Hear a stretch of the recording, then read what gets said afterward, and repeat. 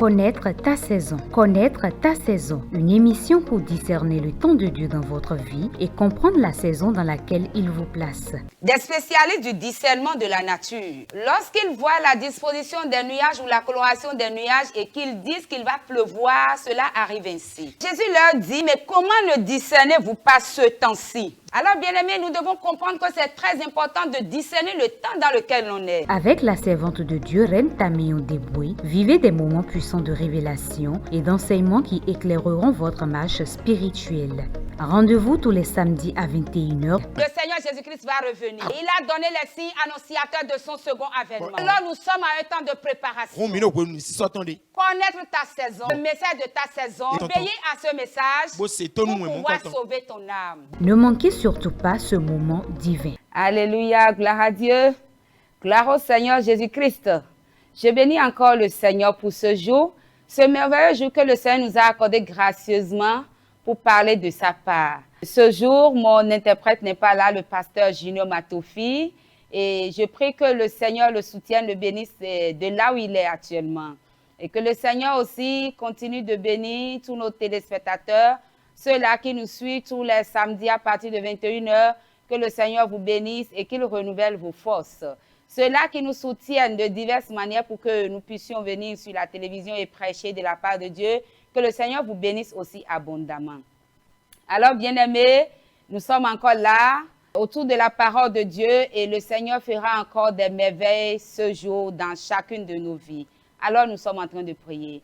Éternel Dieu des armées, Alpha, Oméga, le Dieu du commencement et de la fin. Père, nous sommes encore là, Seigneur Jésus, autour de ta parole. Viens nous enseigner, viens nous édifier. Père, viens parler à quelqu'un, viens repositionner plusieurs. Ceux-là qui sont dans la bassesse, Père, viens les élever. Ceux-là qui sont tourmentés, Éternel Dieu des armées, agis puissamment dans leur vie. Ceux-là qui attendent, Seigneur Jésus, des réponses auprès de toi. Tu es la solution, Éternel Dieu des armées. Donne la solution, donne-leur la réponse qu'il faut pour qu'à la fin de toutes choses, la gloire puisse être donnée à ton nom. L'ennemi est déchu, détruit, anéanti aujourd'hui à jamais au nom de Jésus. Éternel de des armées, nous nous confions en toi. À toi, Seigneur, viens nous utiliser comme un instrument puissant en tes mains pour bénir plusieurs encore en ce jour. Merci, Père, parce que tu le fais. Dans le nom suprême et excellent de Christ Jésus, nous avons ainsi prié. Amen. Que quelqu'un dise Amen. Alléluia. Alors, bien-aimés, nous sommes dans l'émission Connaître ta saison. Et je sais qu'au travers de cette émission, tu es en train de reconnaître ta saison dans ta vie physique, émotionnelle, spirituelle et de tout genre. Et surtout, nous nous basons sur le temps dans lequel ce monde est parvenu. Ce monde que nous sommes en train de voir.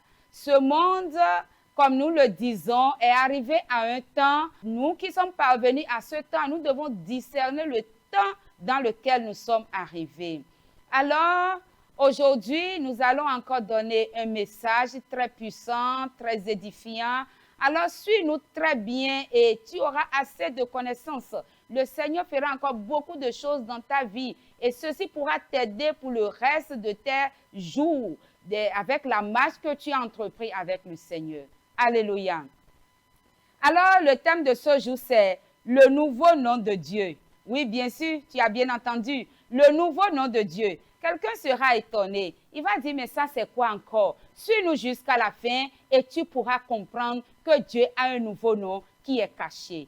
Alors, le message de ce jour est un mystère. Et avant la fin de ce message, cela ne sera plus un mystère pour toi, mais cela sera une révélation. Lorsque nous disons un mystère, c'est quelque chose qui existe. Cela existe bel et bien, mais cela est inconnu ou cela est caché. Cela est caché et c'est lorsqu'on te révèle la chose que cela devient une révélation. Par exemple, tu es là, assis à côté de peut-être ton mari, ton ami, ton frère ou ta soeur.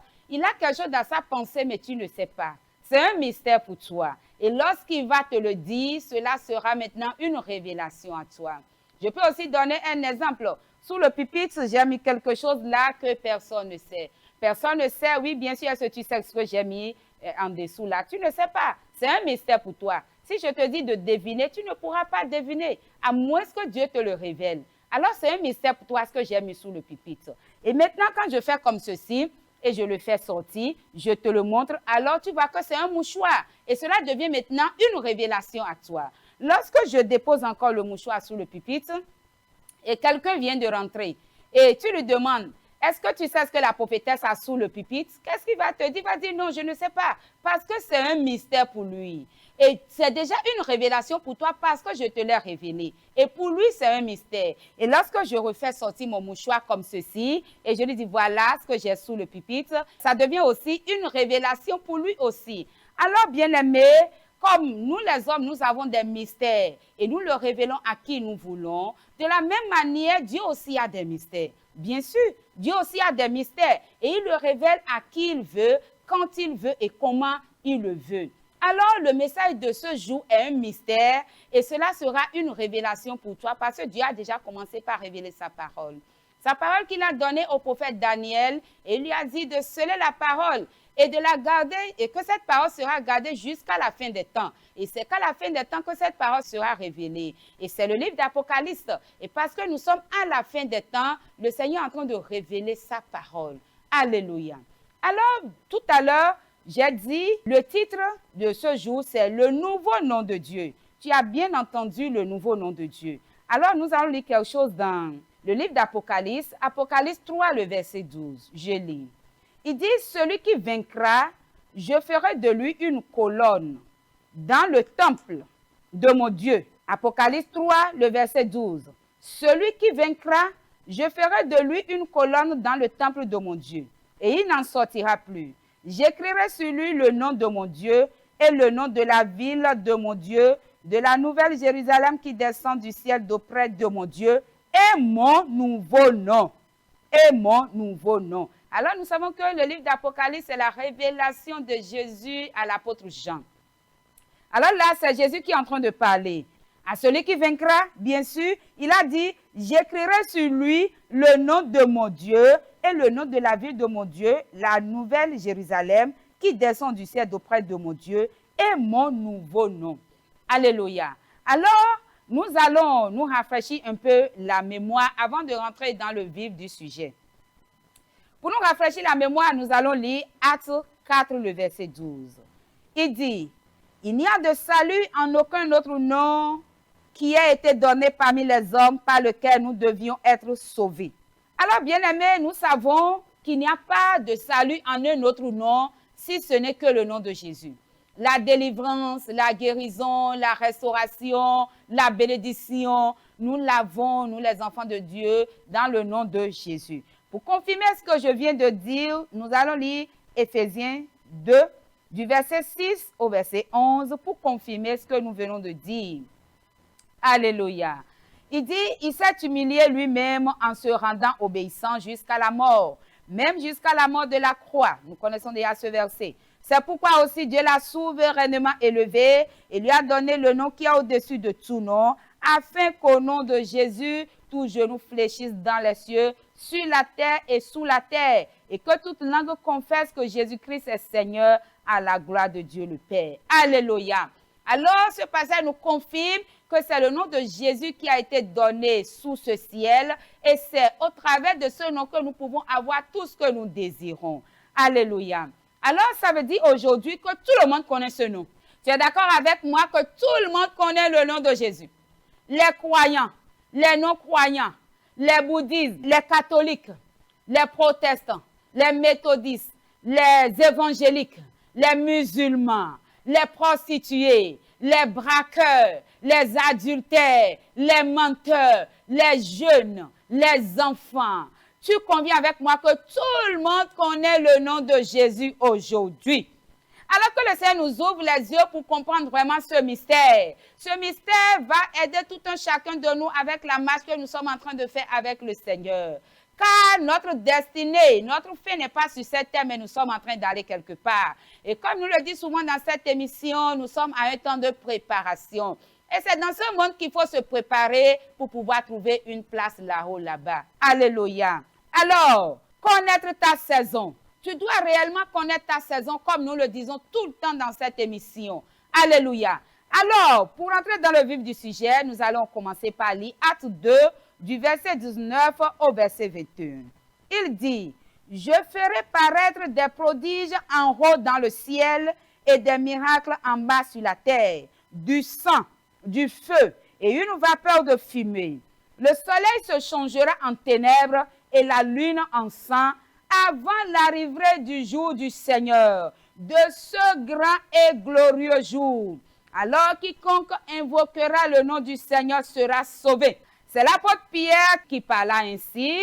C'était le jour de la Pentecôte, où ils étaient tous dans la chambre haute, et tout à coup, il vint du ciel un bruit comme celui d'un vent impétueux, et il remplit toute la maison où ils étaient assis. Et ils étaient tous remplis du Saint-Esprit. Alléluia. Ils étaient tous remplis du Saint-Esprit, et l'apôtre Pierre a commencé à prophétiser.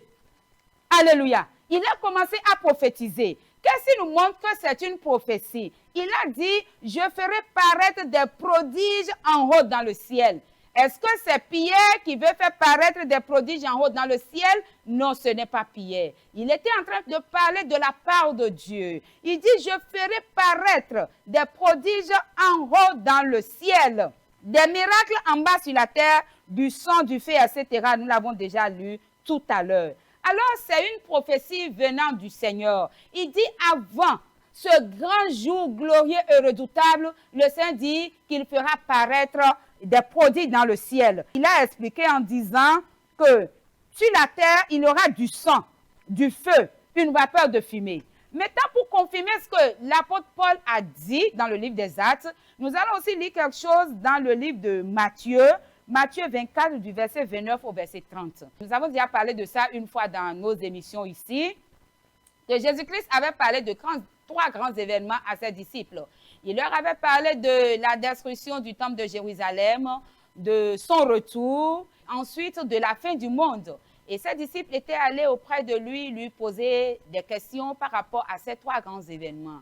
Il leur a dit de leur donner des signes parce qu'ils savent que sa parole est oui et amen. Donc, il lui avait demandé de leur donner des signes par rapport à ces trois grands événements. Et nous avons parlé de ça déjà dans l'une de nos émissions, que lorsque tu vas lire Matthieu chapitre 24, chapitre 25, jusqu'à Matthieu chapitre 26, le verset 1, Jésus a donné les réponses par rapport à ces trois grands événements. Alors, lisons ce que Jésus a dit dans Matthieu 24, de verset 29 au verset 30. Il a dit, aussitôt après ces jours de détresse, le soleil s'obscurcira, la lune ne donnera plus sa lumière, les étoiles tomberont du ciel et les puissances des cieux seront ébranlées. Alors, le Fils de l'homme paraîtra dans le ciel et toutes les tribus de la terre se lamenteront. Et elles verront le Fils de l'homme venant sur les nuées du ciel avec puissance et grande gloire. Alléluia. Connaître ta saison. Vous-même, vous voyez là que Jésus-Christ même avait parlé de ça. Il a dit, avant ce grand jour glorieux et redoutable, nous allons voir le soleil va s'obscurcir. Le soleil deviendra noir. Il dit, la lune va se transformer en sang. Et c'est la même chose que l'apôtre Pierre a prophétisé le jour de la Pentecôte. Il a dit aussi, le soleil deviendra du ténèbre, la lune deviendra du sang. Alors, qu'est-ce qui va se passer? Je t'ai déjà dit de bien nous suivre et jusqu'à la fin de ce message et tu vas comprendre beaucoup de choses. C'est un mystère. Et avant la fin de cette émission, cela sera une révélation pour toi. L'apôtre Paul avait prophétisé et il a dit, alors, quiconque invoquera le nom du Seigneur sera sauvé. Et c'est très vrai. Ce jour-là, lorsque le soleil s'obscurcira, lorsque la lune deviendra du sang, les étoiles, dans Matthieu 24, le verset 30, les étoiles, et comme ceux-là qui ont étudié la géographie vont comprendre que les étoiles, ce n'est pas des petits astres que nous sommes en train de voir depuis la terre, mais ce sont de gros astres. Quand tu les vois, c'est tellement gros. Donc, la Bible dit, ces étoiles vont commencer par tomber sur la terre. Et ce jour-là sera vraiment terrible, bien-aimé. Alors, l'apôtre Pierre a dit, quiconque invoquera le nom de Jésus sera sauvé. Alléluia. C'est là qu'il y a un mystère. Et tu sais, je l'ai déjà dit tout à l'heure, que les braqueurs connaissent ce nom. Les prostituées connaissent ce nom. Les musulmans, les catholiques, les animistes, les pécheurs, les croyants, les non-croyants, tout le monde connaît le nom de Jésus. Alors, es-tu sûr que ce jour-là, les gens vont commencer à appeler ce nom que nous connaissons et ce nom dont Pierre a prophétisé dans le livre des Actes, et les gens vont commencer par dire Jésus, Jésus, et ils seront sauvés. Alors commence à te détromper maintenant. Commence à te détromper. Dieu est un Dieu juste. Quelqu'un ne fera pas ce qu'il veut. Et un autre va se sanctifier pour le Seigneur. Et à la fin, parce que la parole a dit, quiconque invoquera le nom du Seigneur en ce jour sera sauvé. Et nous avions compris que c'est le nom de Jésus qui a été donné sous ce ciel pour avoir le salut. Et tout le monde va commencer par appeler le nom de Jésus et être sauvé. Comme nous le faisons aujourd'hui dans le monde. J'ai appris une fois, excusez-moi, que un musulman voulait traverser la voie et une voiture voulait la renverser et il a crié Jésus. Oui, parce qu'il a eu la connaissance que le nom de Jésus sauve. Alléluia. Et c'est notre habitude. Lorsqu'il y a un danger, nous crions le nom de Jésus, nous crions le nom de Jésus. Mais commence pas à te détromper à partir d'aujourd'hui. Que ce n'est pas ce nom-là qui va sauver. Nous allons lire 2 passages pour te confirmer cela dans la parole de Dieu. Alléluia. Nous allons d'abord lire Apocalypse 21, le verset 27, qui dit que rien de souillé n'entrera dans cette maison. Alors, bien-aimé, comme je l'ai dit tout à l'heure, si tu es encore dans l'ivrognerie, dans l'adultère, dans l'hypocrisie, dans la fornication, commence pas à te détromper, et car le nom de Jésus ne te sauvera pas le jour où le soleil deviendra ténèbres et la lune deviendra du sang, les étoiles vont commencer par tomber du ciel. Le nom de Jésus ne te sauvera pas en ce jour. Alors, nous allons lire Apocalypse 2, le verset 17. Il a dit, à celui qui vaincra, je donnerai la manne cachée et je lui donnerai un caillou blanc et sur ce caillou est écrit un nom nouveau. Et sur ce caillou est écrit un nom nouveau que personne ne connaît si ce n'est que celui qui le reçoit. Alléluia.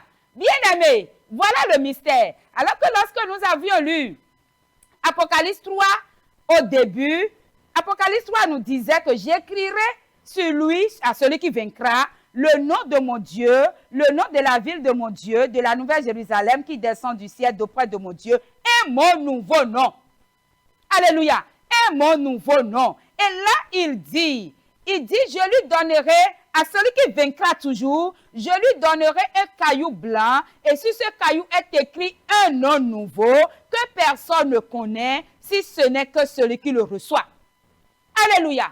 Alors, le jour de l'enlèvement, le Seigneur va nous donner son nouveau nom. Alléluia. Le Seigneur va nous donner son nouveau nom. Et comme il a dit, c'est celui qui le recevra, seul qui connaîtra ce nom. Alléluia. Alors, qu'est-ce qui va se passer, bien-aimés? Le jour de l'enlèvement, lorsque les étoiles vont commencer par tomber du ciel, lorsque le soleil s'obscurcira, lorsque la lune deviendra du sang, alors quelque chose va se passer. Le Seigneur va enlever ses enfants, ceux-là qui ont servi Dieu en esprit et en vérité. Alléluia. Et le Seigneur va nous communiquer son nouveau nom. Oui, Dieu, il est juste et il est sage. Papa est le sage des sages. Si papa avait laissé le nom de Jésus, ici nous avait donné le nom par lequel nous serions sauvés, alors les gens feront ce qu'ils veulent et à la fin ils vont invoquer ce nom pour être sauvés. Car c'est sa parole qui a dit qu'on va invoquer son nom pour être sauvé. Mais ce nom est un mystère. Et il est en train de révéler sa parole parce que nous sommes parvenus à la fin des temps. Et il faut que nous ayons certaines connaissances pour savoir comment nous allons nous préparer. Alléluia. Connaître ta saison. Bien-aimé, quelque chose va se passer le jour de l'enlèvement. Le jour de l'enlèvement, le Seigneur va nous communiquer son nouveau nom. Comme nous l'avons lu tout à l'heure dans le livre d'Apocalypse 2 et Apocalypse 3. Il va nous communiquer son nouveau nom.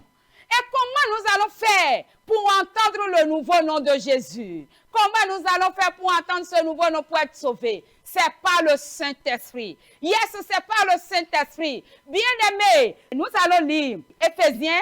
Le Seigneur nous a dit que nous sommes scellés par le Saint-Esprit pour le jour de la rédemption.